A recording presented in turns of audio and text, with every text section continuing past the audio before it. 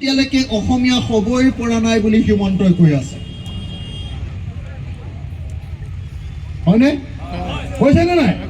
আপোনালোককতো মানে এনেকুৱাকে ক'ব খোজে যে ধুবুৰীৰ মানুহ মানে এইবোৰ অসমীয়া নহয়, চব বাংলাদেশী বুলি কয়নে নকয়? কয়নে নকয়? কয়।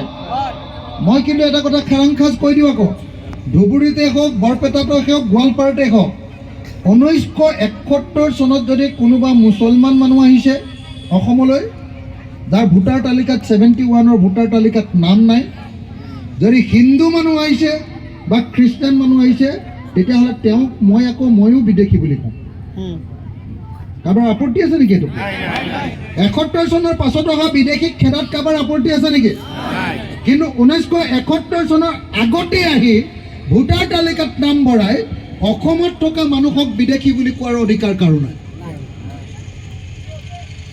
হয়নে?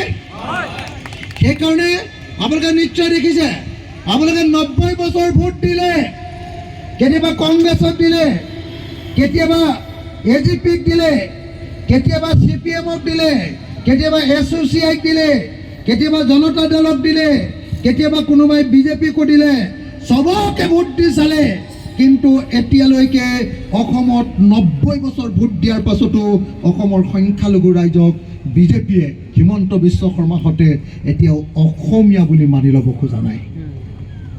হয়নে ৰাইজ? হয়নে ৰাইজ? দলৰ লগত 90 বছৰ ভোট দি সবকে চালে, একবাৰ ৰাইজৰ দলক ভোট দি চাওক। এবাৰ মাত্ৰ ভোট দি চাওক।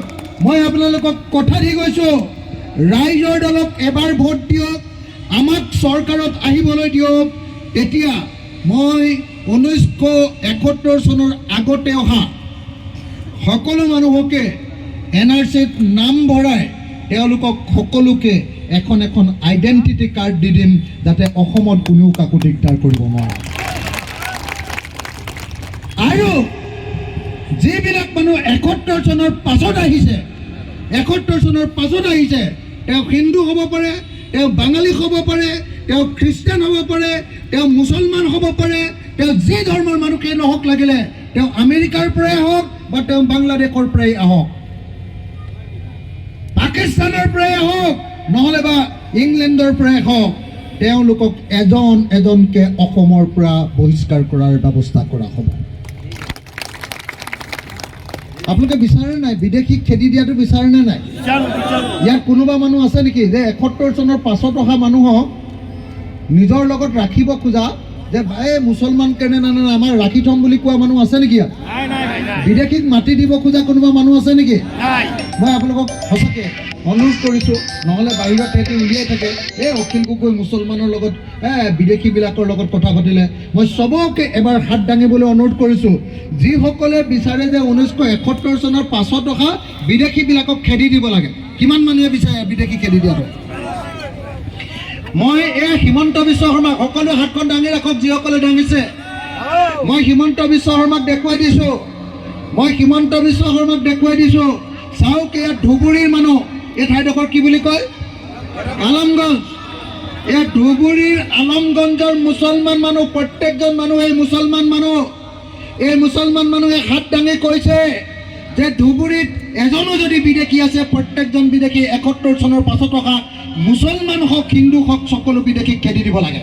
কৈছেনে ৰাইজ? কৈছেনে নাই? কৈছেনে নাই? এই মহিলাসকলে কৈছেনে নাই? বিদেশীক খেদি দিব লাগে বুলি কৈছেনে নাই? চক আপোনালোকে চক, মুছলমান মহিলাসকলে কৈছে যে 71 চনৰ পাছত অহা বিদেশীবিলাকক খেদি দিব লাগে। কৈছেনে? সকলোৱে আকৌ এবাৰ হাত দাঙি কওক, কৈছেনে? আৰু এটা হাত তালি বজাবলৈ অনুৰোধ কৰিলোঁ মই সকলোকে। এয়া চাওক কেনেকৈ